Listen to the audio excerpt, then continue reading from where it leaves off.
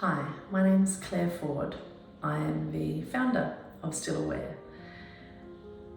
In 2014, I was blissfully happy, pregnant after long years of IVF and trying with my husband Brad, and I shared my pregnancy with my sister and my friends, and I was beyond ecstatic at the idea that I was soon to be a mum. My pregnancy was relatively trouble-free. I went out of my way to make sure I covered off all bases. I had a private obstetrician. I had done all the antenatal classes. I did hypnobirthing classes. I'd done acupuncture. I was doing antenatal yoga. I was doing all of it. All that I'd been told I needed to do. I'd even done a first aid course and a breastfeeding course in readiness for the fact that my daughter was soon to be arriving. Her name was Alfie, and she was born on the 12th of February 2014. I had gone through 9 months of pregnancy, 9 months of nurturing and getting to know this beautiful little girl, only to have her ripped away from me. I went into labour, a prolonged labour it turns out, and despite me asking multiple times, is there anything else I should know? Is everything okay? Despite the fact that my contractions were regular, I was never once told about stillbirth. And Alfie was stillborn. To put it simply, she was very healthy, just as many babies who are stillborn are. In fact, she did all the things that she could do to let me know that something wasn't right. But I wasn't listened to, so I didn't know how to listen to her. I didn't know that the fact that her movements had changed was a sign that she was in distress. I didn't know that her sudden flailing movements or her increase in movements was a sign of distress. I also didn't know that I was in a prolonged state of labour, despite going to the doctor a few occasions. I was asked if there was anything I wanted to do to speed it up, and that if I couldn't cope, then there's things we could do to progress the pregnancy. But the thing is, it wasn't about me, it was about my daughter. And I wasn't asked that question, do you think that Alfie can cope? Do you think that your baby is okay? And had I been asked that question, I think I would have said no. How can a baby be squeezed over and over and over again and be okay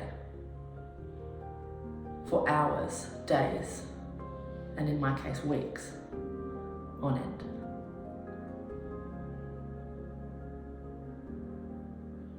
Alfie was born perfectly healthy and well, but with one drastic difference. Her heart wasn't beating. She never drew breath earthside. And it was the most devastating, heartbreaking, debilitating experience that I have ever had to experience. And I've suffered PTSD as a result of it. Severe trauma.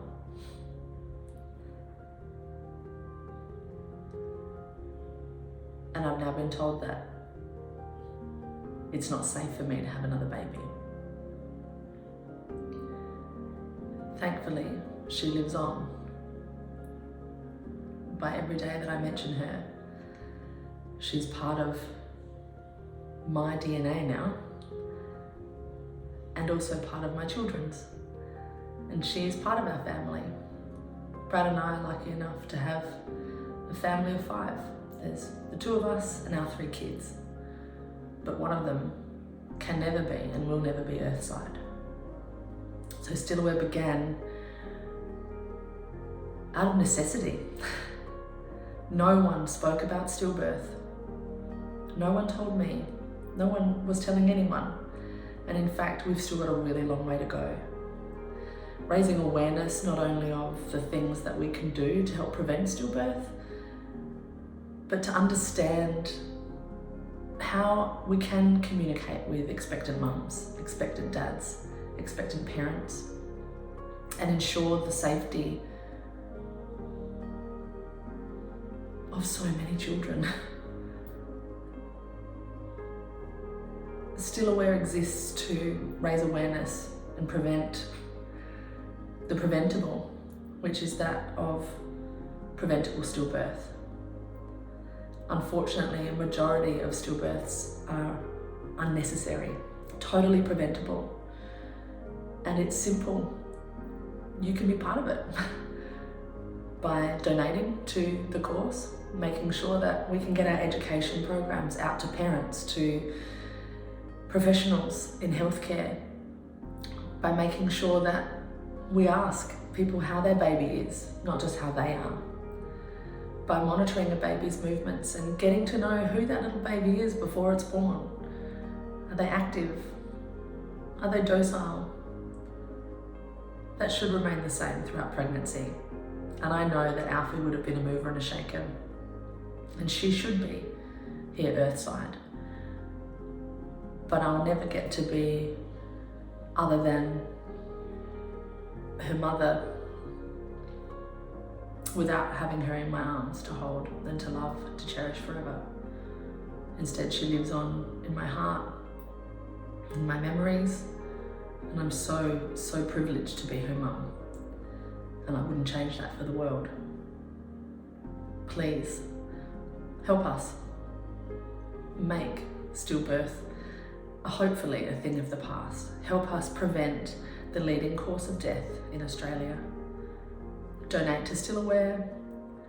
Raise awareness by sharing the story that you've heard tonight, today, or those of the children that you already know.